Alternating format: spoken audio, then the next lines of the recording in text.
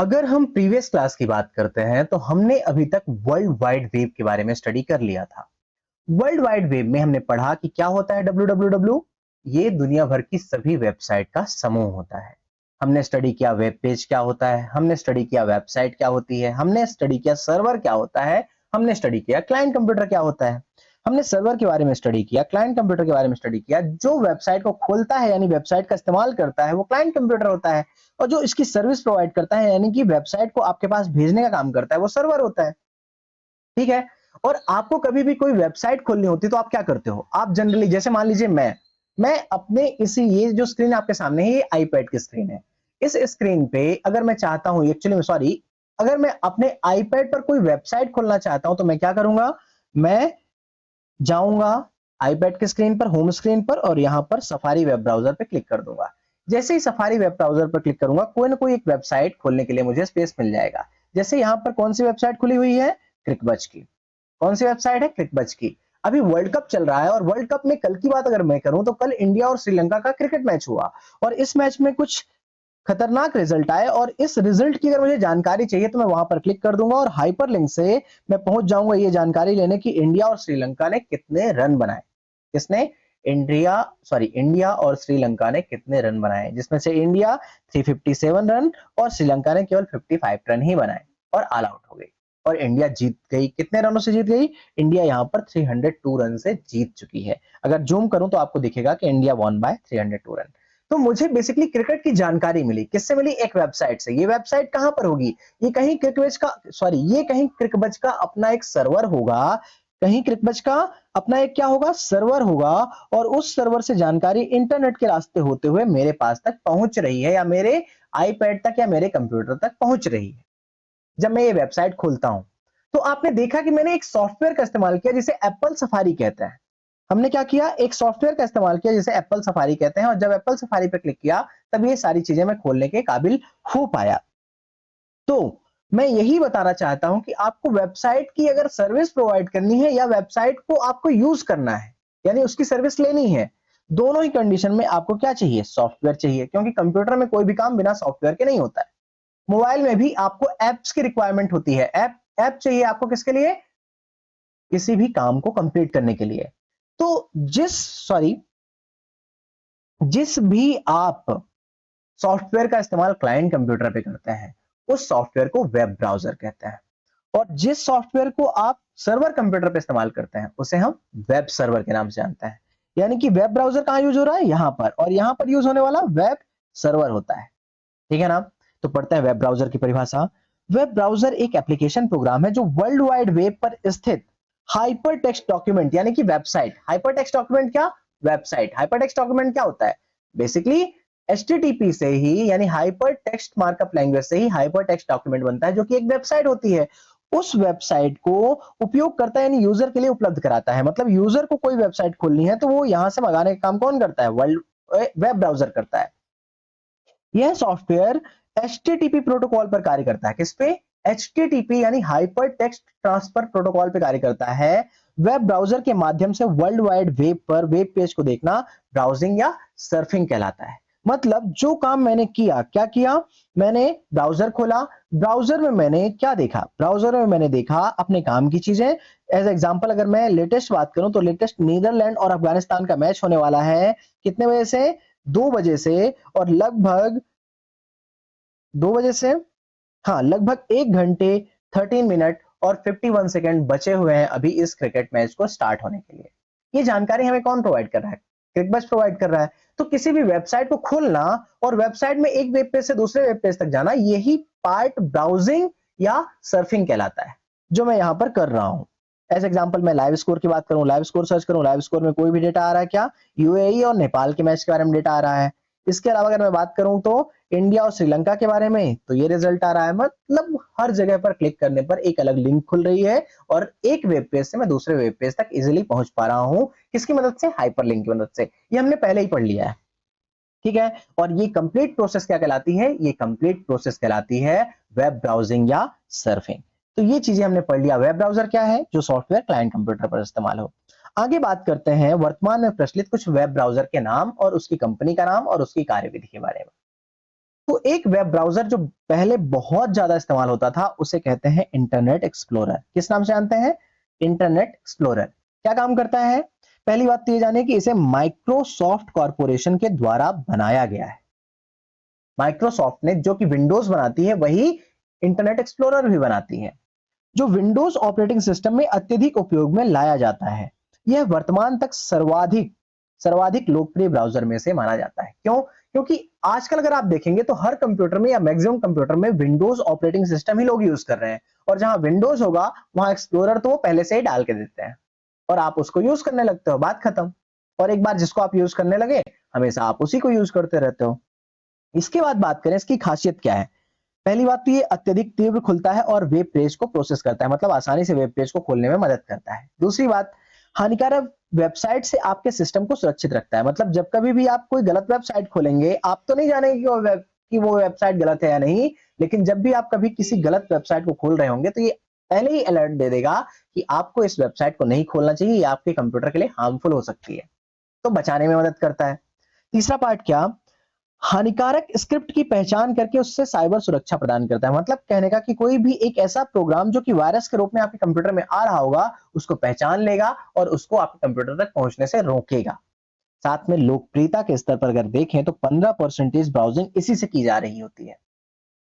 ये एग्जैक्टली 1.5 साल पहले का डेटा है कि 15% लोग आज भी ब्राउजिंग के लिए इसका इस्तेमाल करते हैं, मतलब क्रोम का इस्तेमाल नहीं करते। जहां आप क्रोम यूज करते हो जनरली, लोग इंटरनेट एक्सप्लोरर भी यूज करते हैं। वर्तमान में इंटरनेट एक्सप्लोरर का वर्जन 11.0 चल रहा है, हालांकि ये बदल चुका होगा, आप देख सकते हैं इसके बारे में। ठीक है, अब बात करते हैं अगला सॉफ्टवेयर है कौन सा, एज। कौन सा सॉफ्टवेयर है? As, EDGE। माइक्रोसॉफ्ट कंपनी द्वारा विकसित यह वेब ब्राउजर विंडोज 10 के बाद के ओएस में पहले से ही इंस्टॉल्ड रूप में प्रोवाइड किया जाता है। मतलब अगर आप विंडोज 11 यूज करते हैं, 12 यूज करते हैं, तो आपके कंप्यूटर में पहले से ही एक वेब ब्राउजर मिलेगा जिसे कि हम एज कहते हैं, EDGE। इसको भी बनाने वाली माइक्रोसॉफ्ट कंपनी है। पहले उसने इंटरनेट एक्सप्लोरर बनाया और उसी को और ज्यादा अपग्रेड करके क्या बना दिया, एज बना दिया। इसकी खासियत क्या है? तीव्रता अच्छी है, गलत स्क्रिप्ट से बचाकर आपकी साइबर सुरक्षा करता है, साथ में बायोमेट्रिक सिक्योरिटी भी प्रोवाइड करता है, यानी कि इसको खोलने के लिए आप बायोमेट्रिक सिक्योरिटी पासवर्ड भी सेट कर सकते हैं, मतलब कहने का कि आपके फिंगरप्रिंट पहचान पर ही ये खुलेगा। अगर आप सेट करेंगे तो जनरली नॉर्मल भी खुल जाता है, जनरली ये नॉर्मली भी खुल जाता है। इसके साथ साथ जो तीसरा पार्ट है, मोबाइल लैपटॉप सभी प्लेटफॉर्म में एक कंपेटिबल है, मतलब ये लैपटॉप में भी चल जाता है, मोबाइल में भी चल जाता है, तो हर जगह उपयोग किया जा सकता है। हालांकि एक्सप्लोरर पहले मोबाइल में नहीं चलता था, अब शायद चलने लगा हो, मैं तो यूज नहीं करता हूं, पर शायद आप देख लीजिएगा। अगला पार्ट क्या है, नोट। यह एंड्रॉयड, iOS और लाइनक्स इत्यादि के लिए भी उपलब्ध है, मतलब एज का इस्तेमाल मैं चाहूं तो अपने आईपैड में भी कर सकता हूं, कंप्यूटर में भी कर सकता हूं, और विंडोज और लाइनक्स वगैरह मोबाइल में भी कर सकता हूं इसका एज का उपयोग। आगे बात करते हैं अगला, जस्ट अ मिनट। अगला है मोजिला फायरफॉक्स। मोजिला फायरफॉक्स का अगर लोगो देखें तो इस तरह का होता है, जिसमें कि एक फॉक्स बनी होती है जिसकी पूंछ में ऐसा लगता है कि आग जल रही है। इसका साइन ऐसा बनाया गया है, मोजिला फायरफॉक्स। एक ऐसी फॉक्स है जो कि बिल्कुल ज्वाला की तरह दिख रही है। इसकी खासियत क्या है? इसका विकास मोजिला कारपोरेशन के द्वारा किया गया। अभी तक कुछ इसको बनाया उसको माइक्रोसॉफ्ट ने बनाया, इसको मोजिला ने बनाया। इसका उपयोग किसमें होता है? इसका उपयोग विंडोज है, लाइनक्स है इत्यादि ओएस में किया जाता है। नोट, मोजिला फायरफॉक्स एकमात्र वेब ब्राउजर ऐसा है जिसको उपयोग के लिए ओपन सोर्स पर डाला गया है। ओपन सोर्स पर मतलब ये फ्री है, इंटरनेट से इसका इस्तेमाल करना बिल्कुल भी फ्री है। यह सभी के लिए फ्री ऑफ कॉस्ट है, इसके उपयोग के लिए किसी शुल्क की आवश्यकता नहीं। देखिए, पहली बात ये जान लीजिए कि सॉफ्टवेयर तो आपको बहुत सारे फ्री मिलते हैं, लेकिन फायरफॉक्स को इंटरनेट पे बिल्कुल इसकी प्रोग्रामिंग को फ्रीली डाल दिया गया है। फ्रीली डाल दिया गया है मतलब कहने का कि ये सॉफ्टवेयर ही नहीं, इस सॉफ्टवेयर को बनाने वाले कोड को भी पब्लिक में फ्री प्रोवाइड कर दिया गया है। मतलब कोई भी व्यक्ति अपनी सॉफ्टवेयर कंपनी बना करके अपना मोजिला फायरफॉक्स नामक सॉफ्टवेयर डाल सकता है या प्रोवाइड कर सकता है। ठीक है, लेकिन ये टेक्निकल इशू की बात हो जाती है, मतलब टेक्निकल लोग ही समझ पाते हैं इस चीज को। मतलब ये है कि ये फ्री में अवेलेबल है, इसका सोर्स कोड भी फ्री में अवेलेबल है, यानी कि इसको बनाने के लिए जिस प्रोग्रामिंग भाषा को उपयोग किया गया वो प्रोग्राम भी फ्री में अवेलेबल है। तो सिंपल बात है कि हमारे पास सोर्स कोड भी फ्री में अवेलेबल है और सॉफ्टवेयर भी फ्री में अवेलेबल है, इसका मतलब होता है ओपन सोर्स पर अवेलेबल है। आगे बात करते हैं, अगला है एप्पल सफारी। सफारी क्या होता है? सफारी मैंने आपको दिखाया कि एप्पल में जो वेब ब्राउजर यूज किए जाते हैं वो एप्पल सफारी कहलाते हैं। क्या कहलाते हैं? एप्पल सफारी कहलाते हैं, जैसे कि ये वेब ब्राउजर रहा। इसके बाद अगर हम बात करते हैं नेक्स्ट पार्ट, इसकी खासियत क्या है? इसका विकास एप्पल कारपोरेशन के द्वारा किया गया है। यह आईफोन, आईपैड इत्यादि फोन में उपयोग लाया जाता है। यह एप्पल के इंस्ट्रूमेंट्स में ही उपयोग लाया जाता है, इसके अलावा और इंस्ट्रूमेंट में अवेलेबल नहीं है। मतलब ये फ्री ऑफ कॉस्ट में आप इसका इस्तेमाल नहीं कर सकते हो। आपको ऐसी डिवाइस रखनी पड़ेगी जो एप्पल कंपनी ने बनाई हो और उसी डिवाइस में आप इसका इस्तेमाल कर सकते हैं। इसकी खासियत क्या है? इसमें साइबर सुरक्षा बहुत ज्यादा है, लो पावर कंज्यूम करता है और ब्राउजिंग के लिए बहुत स्पीड प्रोवाइड करता है। मतलब रियली में बहुत अच्छा है। मैंने इसका यूज किया है पर्सनली, रियली में बहुत अच्छा है। आगे बात करते हैं ओपेरा। ओपेरा सॉफ्टवेयर कॉर्पोरेशन द्वारा विकसित एक वेब ब्राउजर है। किसके द्वारा? ओपेरा सॉफ्टवेयर कॉर्पोरेशन के द्वारा एक वेब ब्राउजर बनाया गया जिसे ओपेरा कहते हैं। ये मोबाइल फोन में बहुत पहले बहुत लोकप्रिय हुआ था क्योंकि कम डाटा पे आराम से सर्चिंग सर्विस प्रोवाइड करता था, लेकिन अब इसको बैन कर दिया गया है। आगे बात करते हैं क्रोम। गूगल क्रोम किसने बनाया? गूगल कंपनी ने। कब बनाया? 2009 में विकसित किया। यह अत्यधिक लोकप्रिय ब्राउजर वर्तमान में हो चुका है क्योंकि गूगल और क्रोम का इस्तेमाल तो जनता बहुत ज्यादा करती है। इसकी खासियत क्या है? यह विंडोज में निःशुल्क मिलता है और किसी में भी, लाइनक्स में हो, एंड्रॉयड में हो, हर जगह फ्रीली अवेलेबल है। इसकी खासियत क्या? स्पीड बहुत प्रोवाइड करता है, साइबर सिक्योरिटी प्रोवाइड करता है, गलत स्क्रिप्ट से आपकी सुरक्षा करता है, मतलब वायरस से आपको बचाता है। इसके अलावा और भी जानिए कि डार्क वेब के लिए हम ओनियन नामक वेब ब्राउजर का इस्तेमाल करते हैं। डार्क वेब क्या होती है? वेब वेबसाइट सर्विस की एक खतरनाक एरिया जिसको बेसिकली सरकार हमेशा रिस्ट्रिक्टेड रखती है, इसलिए उसे डार्क वेब के नाम से जानते हैं। आगे बात करते हैं ब्रेव। ब्रेव भी एक तरह से फ्री में उपलब्ध क्या है? वेब ब्राउजर है। अपनी फास्ट और सिक्योर वेब ब्राउजिंग के लिए जाना जाता है। इसकी खासियत यह है कि इसका इस्तेमाल करने पर आपको एडवर्टाइजमेंट नहीं मिलती है। मतलब जनरली जो एडवर्टाइजमेंट और वीडियो स्टार्ट हो जाता है, ब्रेव में ऐसा नहीं होता है। विवाल्डी, जिन लोगों को मल्टीपल नंबर ऑफ टैब को एक समय में चलाना होता है, उस वो विवाल्डी ब्राउजर का इस्तेमाल करता है। इसके साथ साथ डक डक गो, ये भी सर्च इंजन के साथ साथ वेब ब्राउजर भी है जो सिक्योरिटी के दृष्टिकोण से उपयोगी है। यह सॉफ्टवेयर के यूजर को डेटा को सुरक्षित रखने में मदद करता है। डक डक गो 2018 के प्रीलिम्स में आया हुआ क्वेश्चन है, ठीक है ना? ये साथ 19 के प्रीलिम्स में आया है, पर ये प्रीवियस ईयर क्वेश्चन में आया हुआ क्वेश्चन है। अगर हम बात करते हैं क्रोमियम की, तो क्रोमियम भी गूगल के द्वारा ही विकसित एक कम मेमोरी वाला सॉफ्टवेयर है जो क्रोम की तरह ही काम करता है, लेकिन बहुत कम मेमोरी यूज करता है। ये सुरक्षित वेब ब्राउजिंग की सुविधा प्रोवाइड करता है और अगर मोबाइल में आपकी मेमोरी ज्यादा नहीं तो इसको इंस्टॉल करना ज्यादा उचित होता है, ठीक है? आगे बात करते हैं, इसके अलावा कुछ और वेब ब्राउजर भी हैं जैसे सी मंकी है, यॉन्डेक्स है, स्लिम जेट है, वाटरफॉक्स है, कमोडो ड्रैगन है, यूसी ब्राउजर है, बहुत ज्यादा यूज हुआ यूसी ब्राउजर पहले, और टॉर्च इंटरनेट ब्राउजर है। अगला है मैक्सथॉन, सैमसंग, सैमसंग इंटरनेट आपके सैमसंग के मोबाइल में हमेशा मिलेगा, नेटस्केप नेविगेटर और के मेलन। इतने प्रकार के वेब ब्राउजर यूज हो रहे हैं वर्तमान में। बात समझ में आ रही है? इससे भी ज्यादा होंगे, लेकिन ये सारे के सारे नाम जितने मुझे इंटरनेट में मिले, जितने मुझे आपको जिनके बारे में जो इंपॉर्टेंट थे उनके बारे में विस्तृत जानकारी दिया, जो इंपॉर्टेंट कम है उनके बारे में मैंने आपको स्टिल उतनी ज्यादा जानकारी प्रोवाइड नहीं की है, बट फिर भी उनके नाम प्रोवाइड कर दिए हैं क्योंकि प्रीवियस ईयर पेपर में क्वेश्चन क्या आता है, जैसे आगे कोमोडो ड्रैगन क्या है? एक वेब ब्राउजर है, ठीक है ना? यूसी क्या है? एक वेब ब्राउजर है। सी मंकी क्या है? एक वेब ब्राउजर है। ऐसे क्वेश्चन आते हैं। आगे बात करता हूं वेब सर्वर। मैंने आपको पहले भी बताया कि एक सॉफ्टवेयर तो क्लाइंट कंप्यूटर को चाहिए, पर एक सॉफ्टवेयर कहां भी चाहिए? सर्वर पे भी चाहिए। तो जो क्लाइंट कंप्यूटर पे और मोबाइल पे यूज होता है उसे हम कहते हैं वेब ब्राउजर, लेकिन जो सर्वर पे सॉफ्टवेयर इस्तेमाल होता है उसे हम कहते हैं वेब सर्वर। क्या कहते हैं? Web server. इससे रिलेटेड क्वेश्चन अभी तक नहीं आया है, पर चूंकि वेब ब्राउजर से आ सकता है तो वेब सर्वर से भी क्वेश्चन मुझे लगता है आ सकता है, ठीक है? वेब सर्वर क्या होता है? एक सॉफ्टवेयर होता है जो वेब पेज को सर्व करता है, मतलब वेब पेज को सर्व करता है, यहां से भेज के यहां पहुंचाने का काम करता है। अर्थात वह सॉफ्टवेयर जो वेब पेजों को उपयोगकर्ताओं तक पहुंचाने यानी भेजने का काम करता है उसे हम कहते हैं वेब सर्वर सॉफ्टवेयर। यह सर्वर भी HTTP प्रोटोकॉल पे काम करता है और किसी भी वेबसाइट को डेटा को सर्च करने में हेल्प करता है। मतलब जो सर्वर पर डेटा होगा या वेबसाइट पड़ी होगी उसको भेजने का काम करता है क्लाइंट कंप्यूटर के पास, ठीक है? आगे बात करते हैं, कुछ वेब सर्वर निम्नांकित हैं। इनमें से सबसे मोस्ट इंपॉर्टेंट सर्वर है अपाचे वेब सर्वर। बहुत ज्यादा इंपॉर्टेंट है। लगभग दुनिया की 90% से ऊपर वेबसाइट अपाचे वेब सर्वर पर ही बनती है। इसका विकास अपाचे सॉफ्टवेयर फाउंडेशन के द्वारा किया गया। यह निःशुल्क उपलब्ध है और Linux, Windows, Unix, Mac OS आदि को सपोर्ट करता है।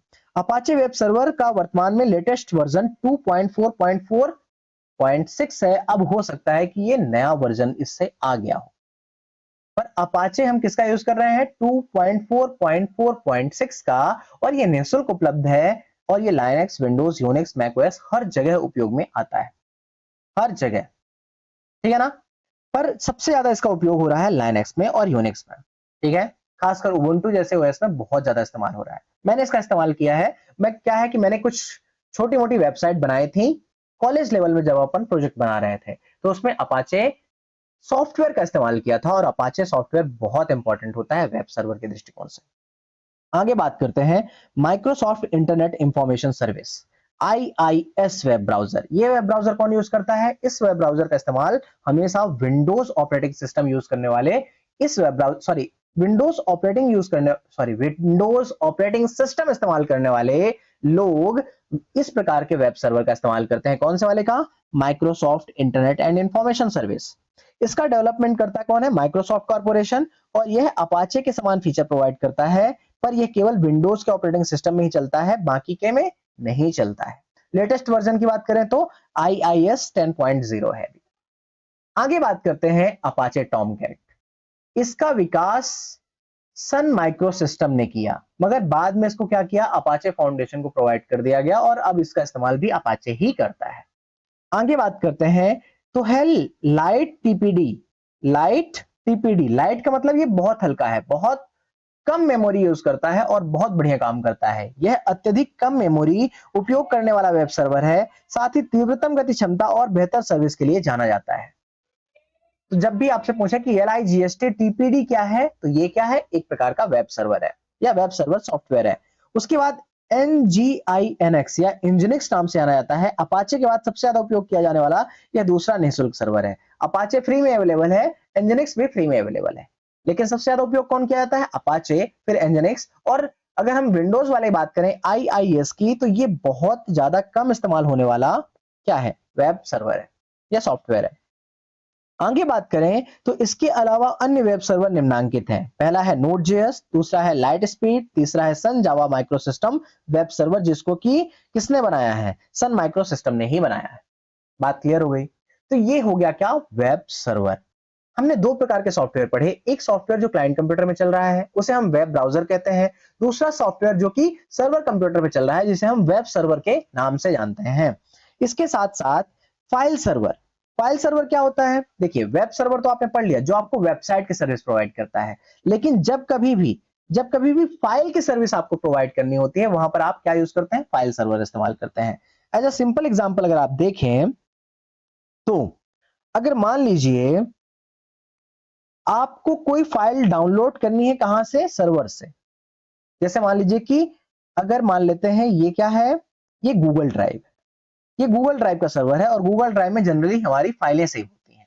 तो वहां से जब हम फाइल को मंगाते हैं तो हम क्या करते हैं? इंटरनेट के माध्यम से उनको डाउनलोड करते हैं। तो जो फाइल को भेजने वाला सर्वर होता है उसे हम फाइल सर्वर के नाम से जानते हैं। जो वेबसाइट को भेजने वाला सर्वर होता है, या वेबसाइट को भेजने वाला जो सर्वर होता है, उसके लिए जो सॉफ्टवेयर यूज होता है उसे हम वेब सर्वर सॉफ्टवेयर कहते हैं। लेकिन जो फाइल को भेजने की सर्विस प्रोवाइड करता है उसे हम फाइल सर्वर सॉफ्टवेयर के नाम से जानते हैं। और कुछ फाइल सर्वर कौन कौन से हैं? जैसे कि विंडोज फाइल सर्वर हो गया, सांबा फाइल सर्वर हो गया, और विंडोज सर्वर क्लस्टर इत्यादि फाइल सर्वर के कुछ एग्जांपल्स हैं जो आपको फाइल प्रोवाइड करने की सर्विस प्रोवाइड करते हैं। यानी ये ऐसे सॉफ्टवेयर हैं जो कि सर्विस प्रोवाइड करने वाले कंप्यूटर में पड़े होंगे और वहां से आपको फाइल को भेजने के लिए हेल्प करेंगे। ठीक है ना? तो यहां तक हमने पढ़ा किसके बारे में? कि अगर वर्ल्ड वाइड वेब पर वेबसाइट चलानी है तो किस सॉफ्टवेयर का यूज करोगे आप यूज करोगे वेब ब्राउजर का। लेकिन अगर वेबसाइट की सर्विस प्रोवाइड करनी है तो आप किस सॉफ्टवेयर का इस्तेमाल करोगे? तो आप करोगे वेब सर्वर का। अलग अलग वेबसाइट और वेब सर्वर के नाम हमने पढ़ लिए हैं। अपनी नेक्स्ट क्लास में हम आगे पढ़ेंगे, तब तक पढ़ते रहिए, मदमस्त रहिए। जय हिंद, धन्यवाद।